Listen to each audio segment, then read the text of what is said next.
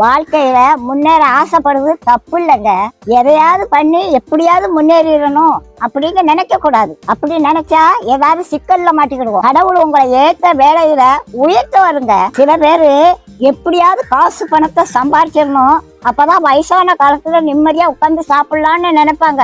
வயசான காலத்துல காசு பணம் எல்லாம் இருக்கும், ஆனா ஒன்னும் அனுபவிக்க முடியாது. பாட்டி வீட்டுல ஒரு எலி ரொம்ப நாளா தொண்டை பண்ணிக்கிட்டு இருந்தது. அதை எப்படியாவது பிடிச்சிடணும்னு கூண்டுக்குள்ள ஒரு தேங்காய் துண்டை குத்தி வச்சேன். ஒரு 9 மணிக்கு சத்தம் கட்டுச்சு, எலி மாட்டிக்கிட்டுச்சு. சரி இருக்கட்டும், காலையில எந்திரிச்சு காட்டு பக்கத்துல கொண்டு திறந்து விடுவோம் அப்படின்னு நினைச்சு தூங்கிட்டேன். காலையில பார்த்தா எலி உள்ளதான் இருந்துச்சு.